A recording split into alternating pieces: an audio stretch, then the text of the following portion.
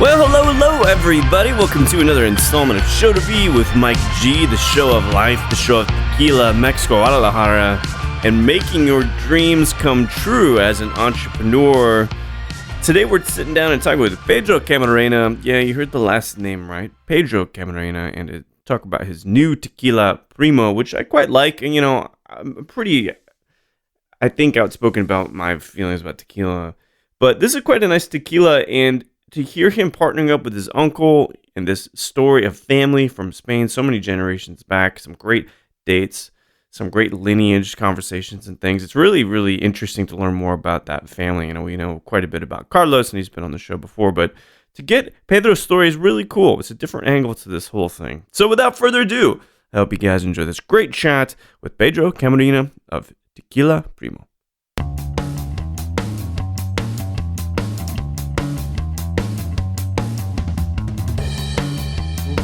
I actually drink it a lot, but I enjoy. For me, Primo as my child, like it's or my project, it's the best tequila that I have tried, because there's so many emotions involved in that tequila. Right.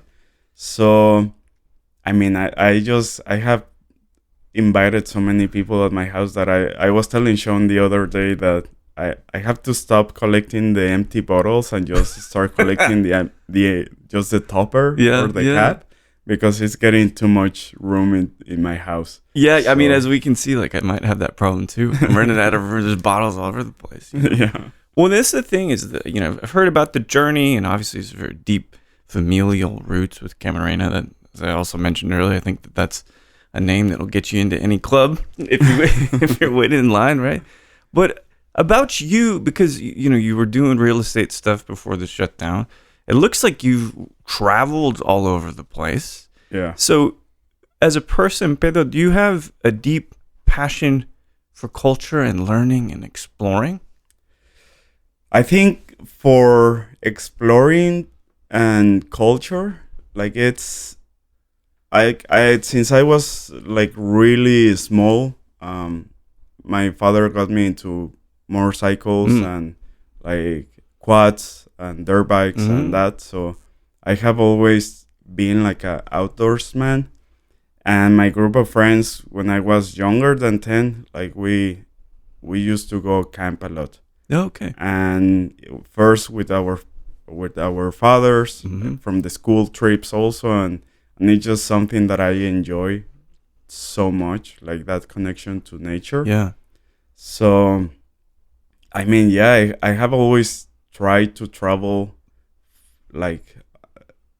separate from the city, go camping, disconnect myself, and then go back, keep working, connect myself again. But I really enjoy it. So I love that, right? Yeah.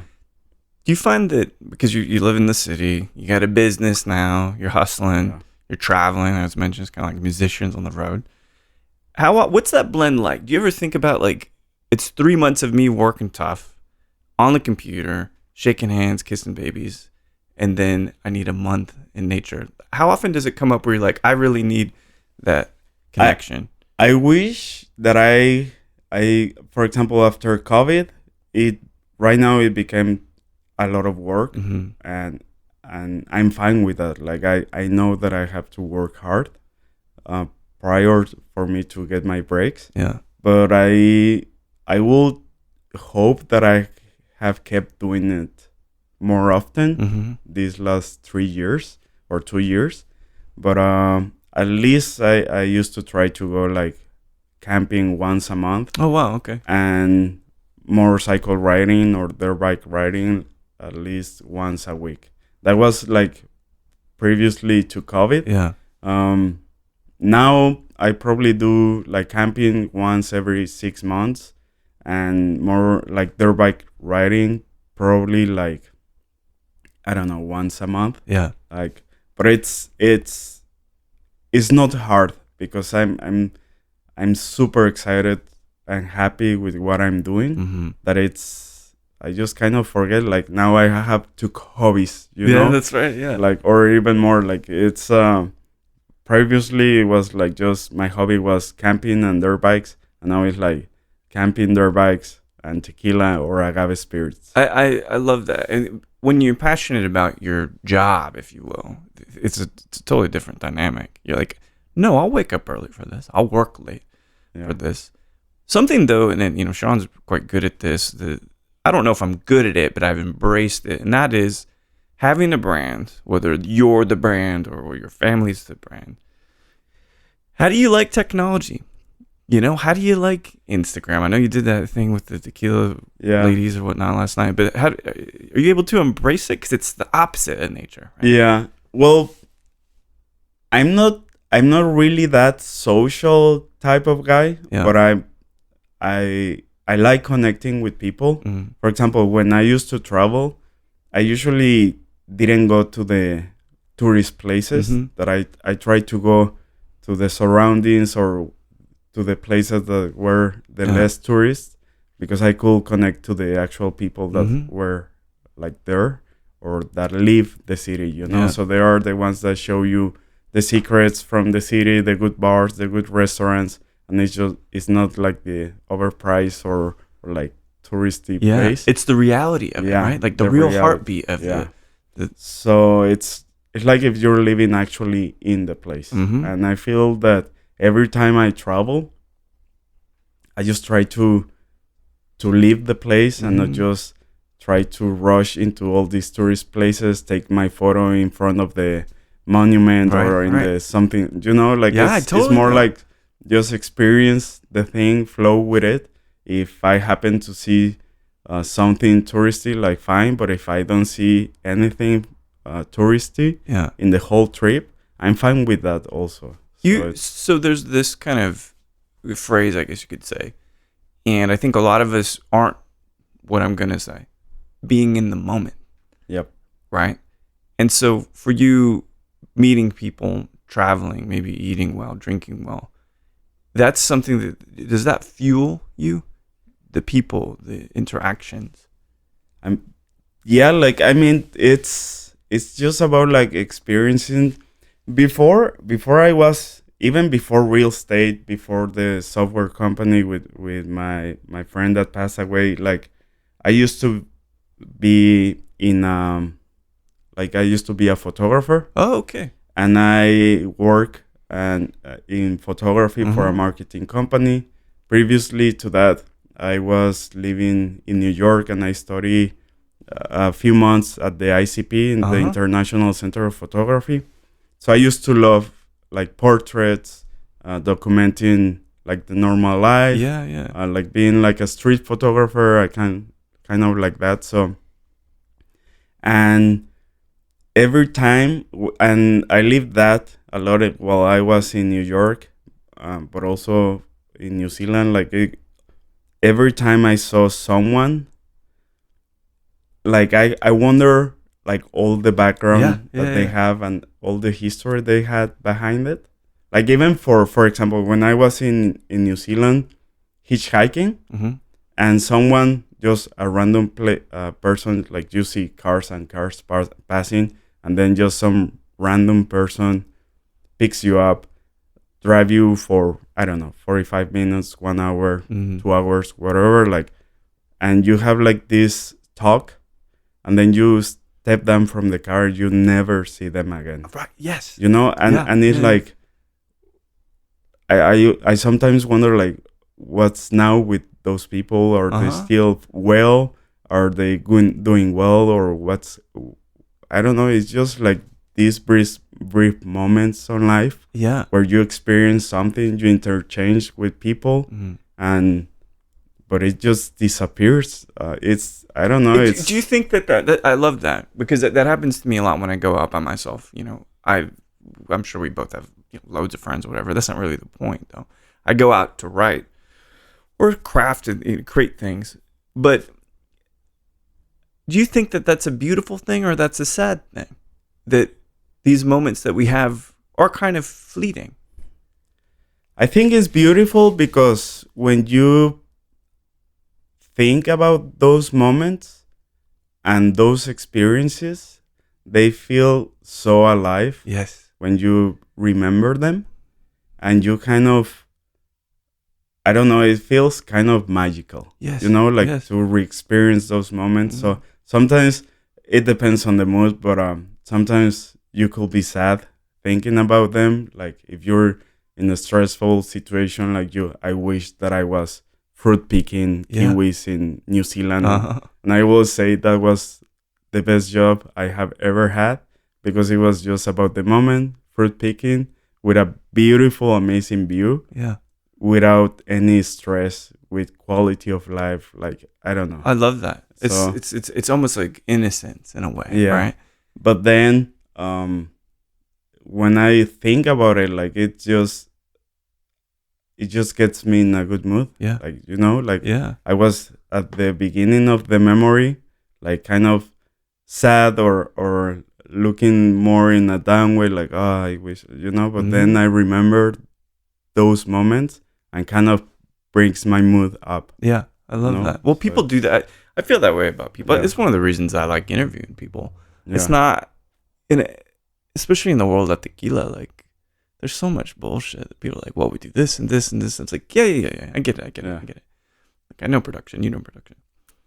But if you inspire me, then this is a whole different conversation. And what I kind of wanted to talk about, because I didn't know you were a photographer. I love that. I consider myself a very visual oriented and oral person as well. Is that your creative outlet? Because you said you didn't play any instruments, right? But you're a photographer. Do you write or paint any other kind of mediums? I used to write. I have some, but that's actually going back to your first person. Yeah. No, to your first question. Sorry.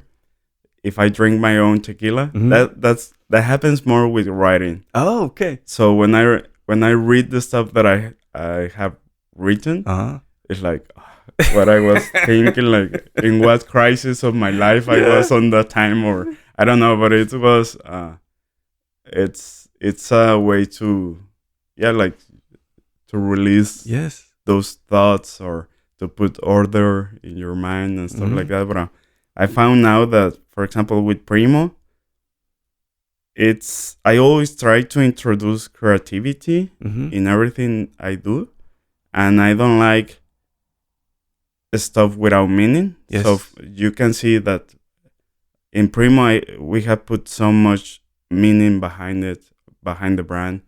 It have a lot of details and stuff like that. So I used to do that through all the things I have always done. Yeah. Like I feel myself like a really creative person, but I try to put some organization or some meaning into all that creativity, and do it more like tangible. Yes. So it's prior. I don't. Sadly, I don't do that much photography now. I still have my equipment. Actually, I brought it to the trip, and I haven't gotten that much time to do it. But I've now, Primo helps me a lot to release that and all the stuff that I do. And I love that you said tangible. Yeah. Right. Some years ago, when I was first releasing my first product, which there was this thought I had, this dichotomy, right? Well, you can make an app, right? You can make it. You worked in software, so you know this. Yeah. But you can't touch an app. Yeah. You can't interact with it. You can't. You can, but it's not the same thing. Yeah. But if you create this beautiful bottle of Primo, we both are sitting here looking at it, smelling it, seeing it, and it's a way we must connect in person. And so to me, that's the finest art there is. Is art that encourages you to interact with it.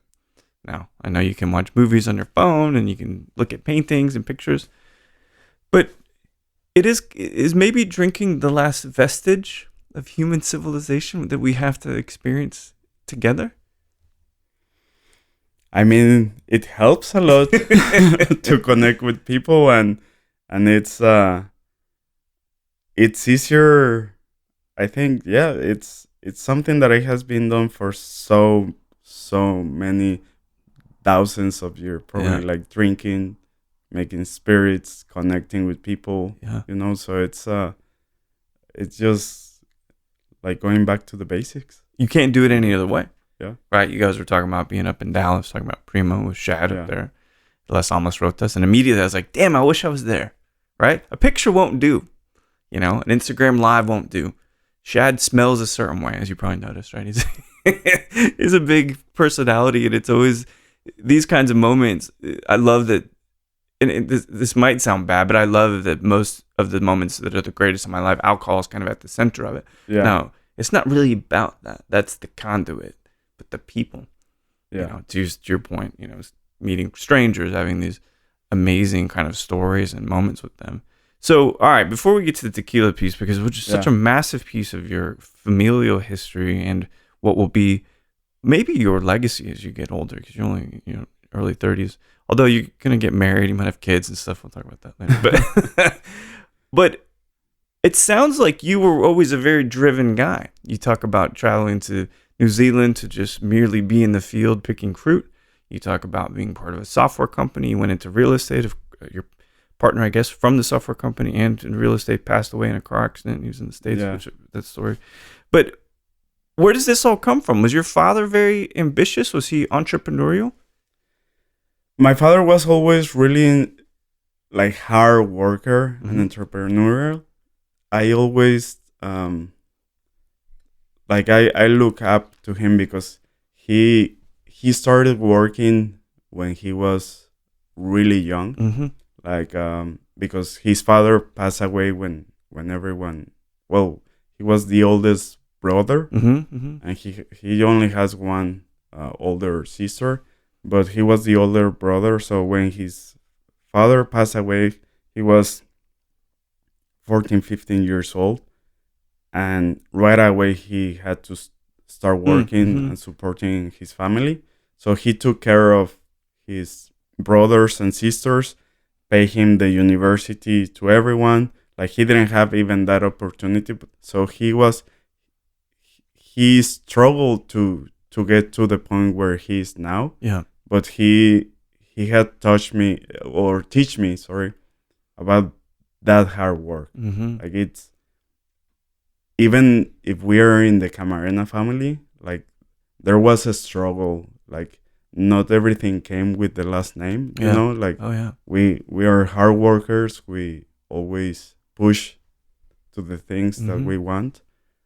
And he was more square when I was younger. Yeah.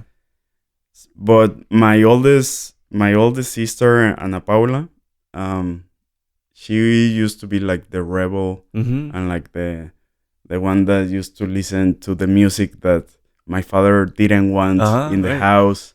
And kind of me and her were really similar. Yeah. On the rebellious, is that the right word? Yeah, like rebellious. So I was like, I mean, now that I looked back, probably I was a pain in the ass for my parents, and that's probably why they sent me to like a military academy. Where was that? Was that in the States? Yeah, in the States. Indiana? Indiana, right? Rolling Prairie, Le Mans Academy. Indiana's a terrible place. My dad's from Indiana. And it's a terrible place. Anyway, so I digress. I love it. Okay. I actually love it. Let me. Yeah. And I will tell you later why, but it was. But military school. Yeah. Did that like really straighten you up? It helped. I mean, when I went back, I was still like going out to like music festivals. I had my mohawk and I felt like a punk and stuff like that. But okay, real quick, because I love music and we're talking about guitars. You're surrounded by guitars here. Yeah. Your punk sensibilities. Who is your punk North Star? I used to listen a lot to Anti-Flag and Rancid. Yeah. Sex Pistols. Uh-huh. And it Yeah. I love that. Yeah, these are great. But Yeah. what it does is, I think it helps me and people that are listening. It helps them realize, yeah, you probably were a pain in the ass, right? Yeah. Thinking I'm about, pretty sure I was. I mean, I wasn't like the best behaved kid. yeah. I always like to explore. I felt always super independent. Mm-hmm. Even when I was younger, like with me and my friends, we used to grab buses from Guadalajara to another city Yeah. and just stop in the middle of the road, tell the driver to stop. Yeah. We will take our camping bags and just hang head out.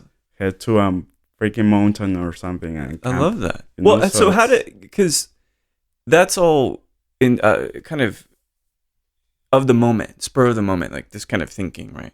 Being in nature is very, very spontaneous, you know. But was that ever a problem, that the committing to a job, the committing to a career, was that ever kind of a struggle for you to say, well, this is the path that I want to go into? It helped. I mean, I always felt that I wanted to explore a lot of things before deciding to something or before taking a decision to settle. Yeah. So I always, for example, I have done so many things. And I can see your eyes looking up and like, oh, I take like, an inventory. It seems like a real long list. Yeah. It will probably take more than the 40 minutes we got, but yeah, it's, I mean, I used to love cook. Well, I love cooking. I used to work like with an Italian friend, like doing pizza. So I started imagining myself as a chef. Wow. And then we were doing the photography. So I was thinking myself, okay, can I be a photographer or a filmmaker even? So I started writing scripts and I like, you know, so I was always exploring and I didn't like just to listen like, okay, you have to do that, and, right. you know, or you have to do this and just accept it. I always wanted for the decision to be for myself. I completely understand what you're talking about. Yeah.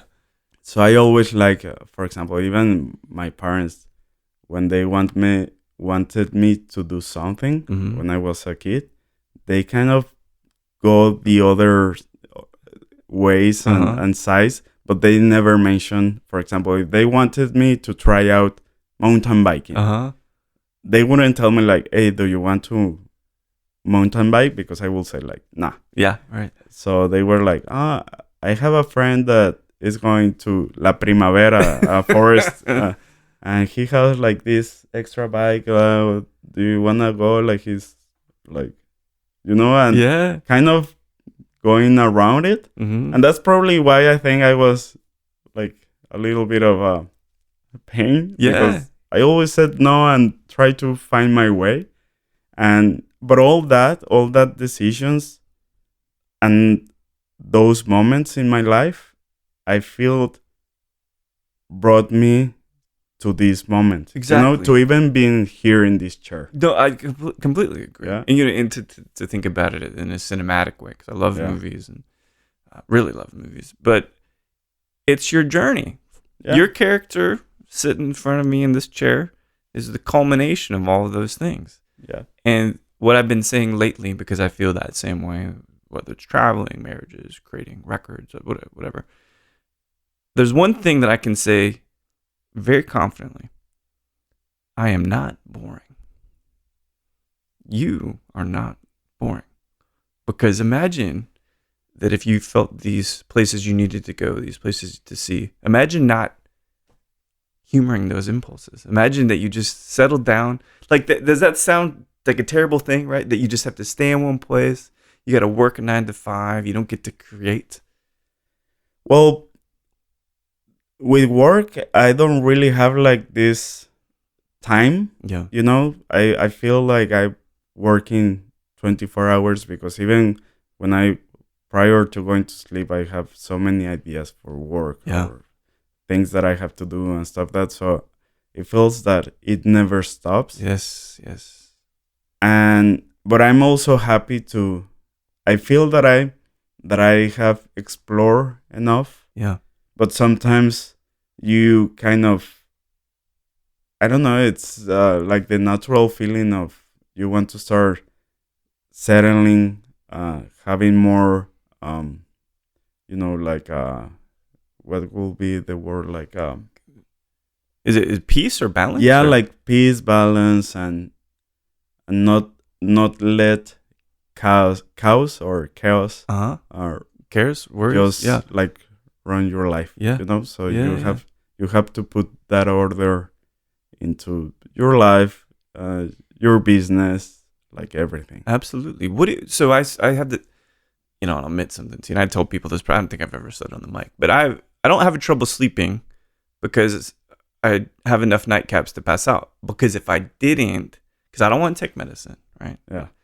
I think all the time. Yeah. It's like, well, I could have tweaked this on this thing. Well, maybe I should release this other thing in this way. For me, art, movies, music are what helped me gain a little bit of clarity and quiet. Yeah. Right. For you, what is it that you do? Maybe outdoors, as you mentioned. Dirt bike, yeah. Dirt bike, it's if you get lost and thinking of something else, yeah, you have a terrible fall and break something. Yeah. So dirt bike kind of makes you be on the moment. In the moment, yeah. And a lot of people don't know, but it's like a freaking good exercise. Good. Like you get tired and tired and tired. So it's a way to let your body go, release the whole stress, work out. Yeah. And in the meantime, you're seeing these beautiful views in the outdoors. Mm-hmm. And I mean, it's one of my favorite things in the world, but it just puts you in the present, in the moment. Yeah. And you're focusing on like just writing I love it. So you're absolutely right. And you ruin the experience, and it can be quite dangerous if you aren't paying attention to it. Yeah. So then, all right. So here's the big question, right? So you've traveled the world, you've created many things, you've thought, you've lost sleep. How did you know it was the right time to get into tequila? I never knew. It just happened. Oh. The opportunity was there, and there were some changes in my life that make me grab the opportunity. Mm-hmm. And it was it was like a golden ticket, but also it had its own struggles. Yeah. Oh, yeah. So I'm feeling super lucky to be able to be living this part of my life. Yeah. And to be able to build this and to reconnect this side of the family. But it's also like, I mean, if the things wouldn't have happened as they happened, yeah, I wouldn't be here. Like I will have been doing something else. Mm-hmm. Primo will have never existed. I will probably, I don't know. I have no idea. Like I haven't even stopped to think, what will I have been doing? Yeah. If the opportunity in COVID and with all that happened, like wouldn't present it. Mm-hmm. I have been too busy thinking about Primo and making it happen. Well, and I love that because it feels fateful. And you care to talk about this however much you want, but it sounds like one of your close friends passed away in a car accident, right? Yeah. Had that not happened, would this road still be open to you? Would you went down the Primo road also? If that, no, I don't think. I don't know. It's possible that if I had more of a stable thing with a business, more formal, more like on that moment, yeah, and then if Felipe will brought the idea, mm-hmm. probably it will have happened, but probably it will have been different than Primo. Yeah, I don't know. Yeah, other name, other brand, other meaning. Like it's. I don't know if it's hard to say, right? Yeah, it's super hard to say because a lot of people, and I think the COVID situation was super emotional. Yeah. They live a lot of things through that time. So kind of Primo is a result of those emotions, Mhm. those things, and so I try to pour my whole emotions into one bottle, one brand. You know? And that's something that seems distinctly different about this brand to me, because I have lots of brands, interviewed lots of people. Some of them are brand names, they're kind of cute, they're quirky, Yeah. but they don't always feel familiar. They don't always feel connected. Like this, and I gotta ask you about the top, but there's so much about this story, but it feels like it's a part of you. You know what I mean? You didn't just start a brand to start a brand. Yeah. You're talking about 6 generations of family, 5, 6 generations of family. You're talking about a family ring also. Yeah. Is that which I've heard this story? You have it, and it's been passed down how long? So at least it's 5 generations, because I know it was for my great grandfather.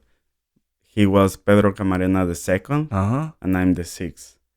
So I don't know if his father passed it also to him, but I know it was from my great grandfather. So we're talking at least 250 to 270 years, right? No, or am I doing the math right? yeah, it's more probably like, Oh no, I'm not doing. Yeah, it's like 150, 160 years. Musicians are not good at math, right? If I was a drummer, this would be a whole different conversation. But still, this ring that's on your hand, it's a family heirloom that's over 100 years old.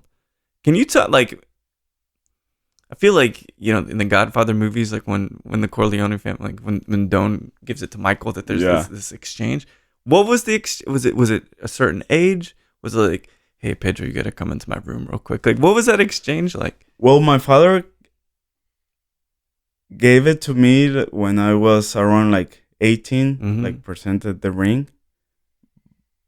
And I just like, on that moment, I really enjoy like hearing the history behind it. Yeah. But I kind of save it and put it. I didn't wear it as I do now. Oh. Because it was like is it heirloom? The word? Heirloom. Yeah. Yeah.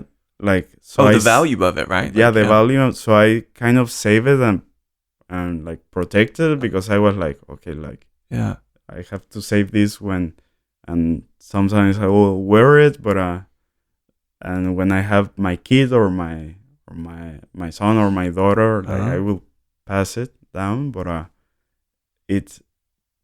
never realized that it was a way to connect.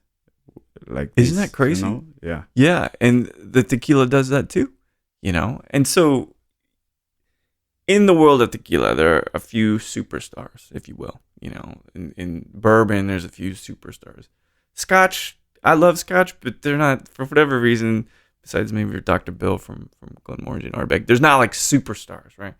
But so in tequila, let's name 2 superstars, and I think they share the same last name, in fact.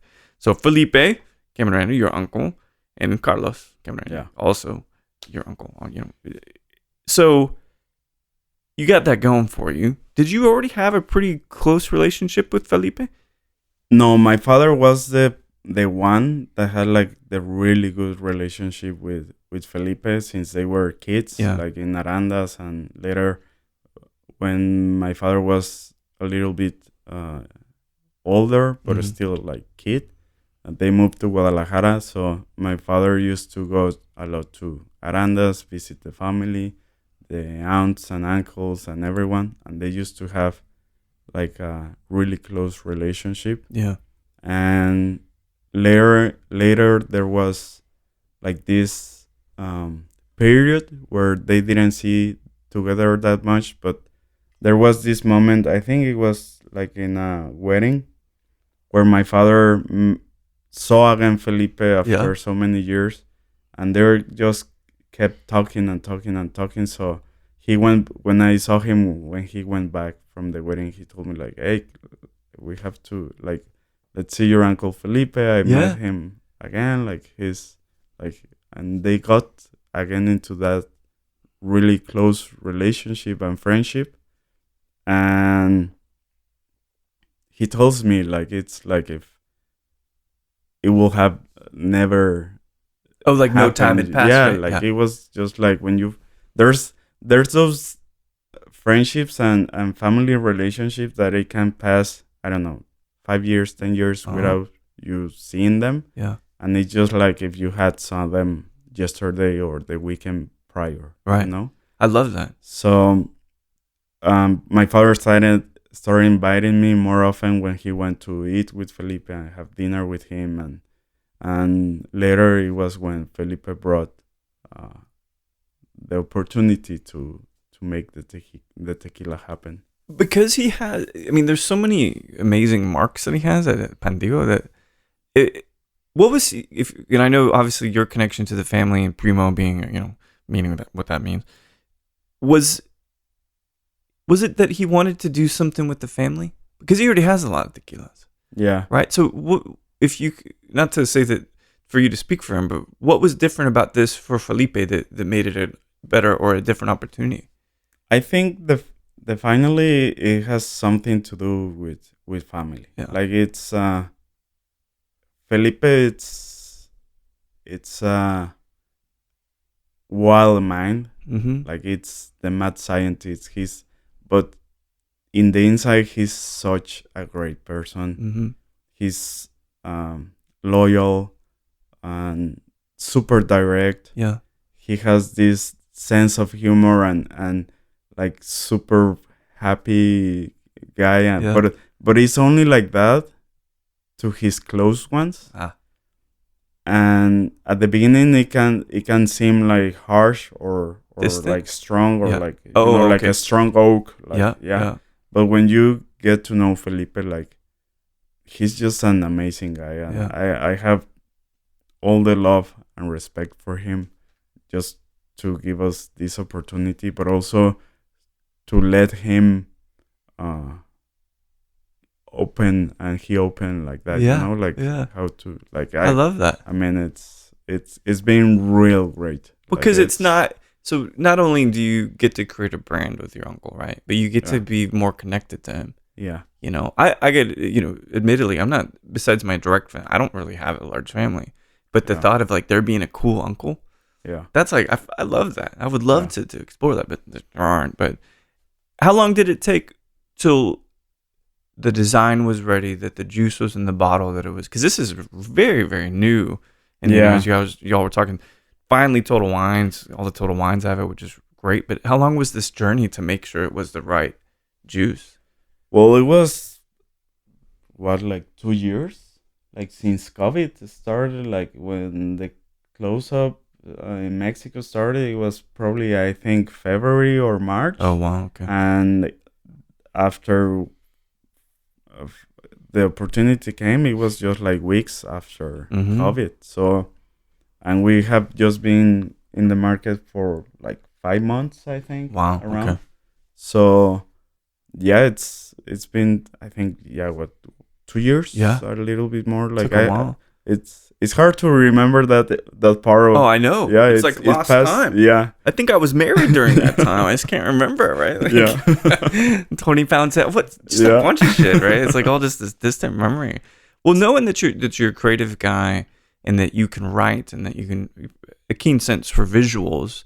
Now, I love the design on the bottle. It's a great, just a slightly less circumference than some of the other squatty bottles. This custom top's beautiful. This highlight of the blue with the gold leaf or the silver leaf with the agave. In terms of design, how hands-on were you? Well, I did the design with one friend of mine, which I worked previously in the marketing company. Mm. So actually prior to him, I contacted another close friend, and he presented that design, but it didn't felt as connected. Yeah. So we went and I talked to Roberto, is his name. If he's hearing here, like, cheers, Roberto. Let's make sure he hears. Yeah. Like so I was already kind of, to say, like, married with the name and all the meaning that I wanted to put into the bottle. So I kind of talked to him for a while and tell him the story, tell him like all those things. and he pulled down like all that history and make it into a design. So it was, I think he did a really great job. Like I love it. I mean, yeah, the blue. I'm a sucker for blue as well, but it's just beautiful. And I'm sipping this as you know. Do you want some tequila? This is your tequila. You want some tequila? I feel so selfish. Just probably I will. Drinking it by Let me myself. just get this. Oh, there's more mezcal. Yeah. No. Sorry, everybody. Yeah, there was some mezcal in there too. There we go. So one thing that I'm tasting, which I really love, whose decision was it to bring the ABV up to 43%? Because that's, as we know, that's not common, but it sure as shit tastes better at 43. Well, it was like a coincidental decision because first I was drinking too much still strength. Is that a thing? Is that drinking too much? Is that a thing? Is that a problem people Well, I think it depends on what moment of the distillation you're pouring in the drink.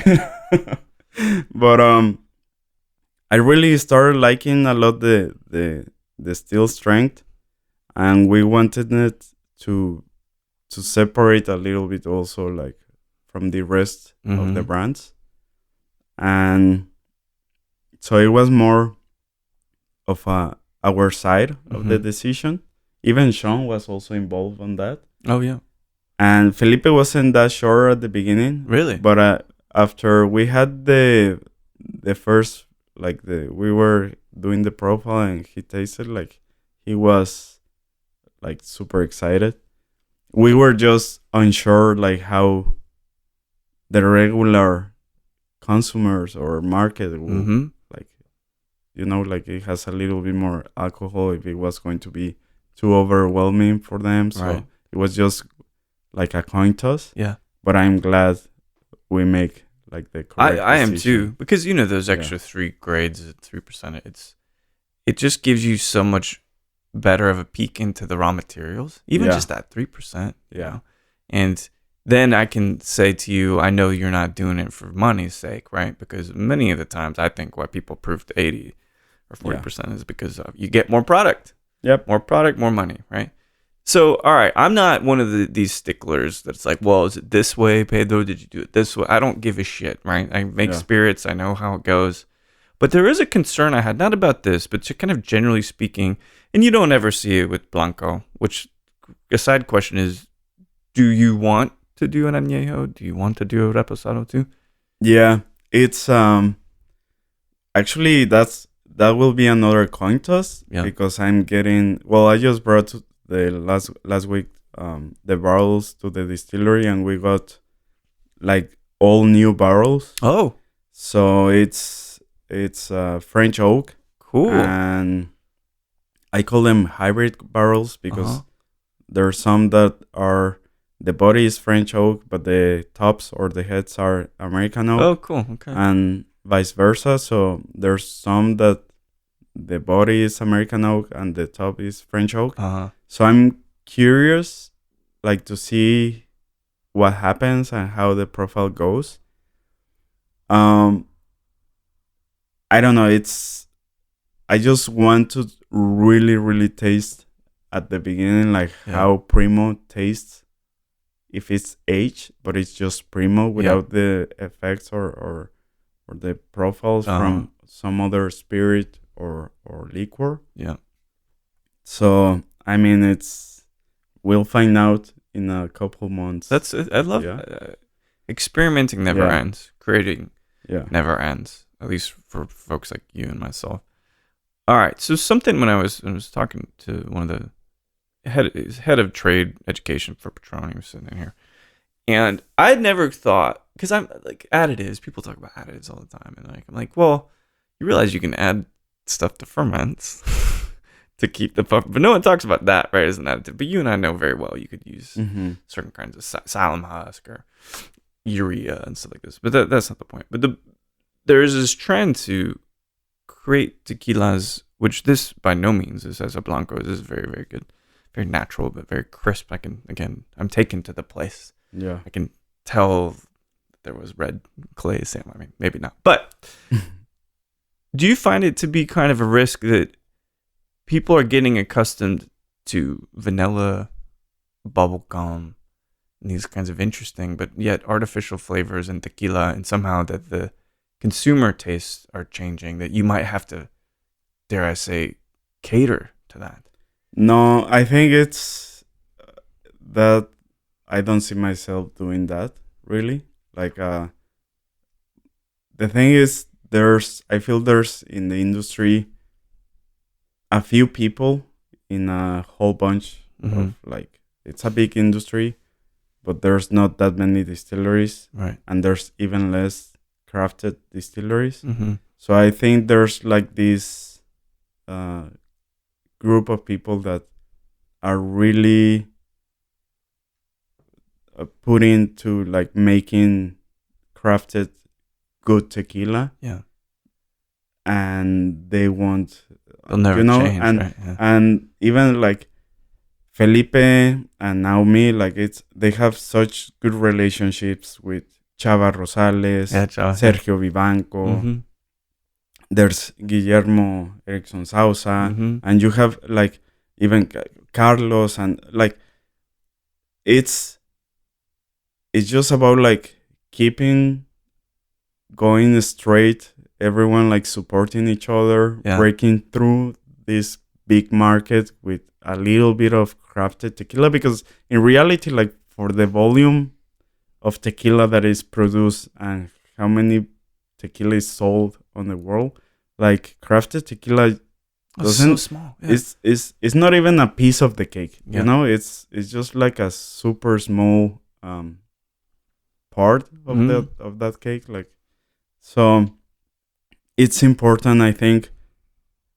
I will put myself into that, but like for us to keep doing what we're doing, and to keep being honest, to keep bringing like quality, because the day there's no distillery that creates like crafted tequila, I think it's going to be super sad. You know, like I do. That's the end. That's the end of like a whole legacy of producers, and you know, so oh man, I never thought I'd get to talk about this, but you know photography. You remember that there was that moment where the last film was being processed for Kodachrome, I think it was. Yeah. And although it was a celebratory moment, everybody coming together and saying, well, we're going out with the bang. But the day after, when they no longer made it, you know, it's really, really haunting. Yeah, and I it's funny because like previously to coming here, I was talking, I took part of now like some of the marketing team, like a few, like 4 people to the distillery, and we were taking photos, video, and that.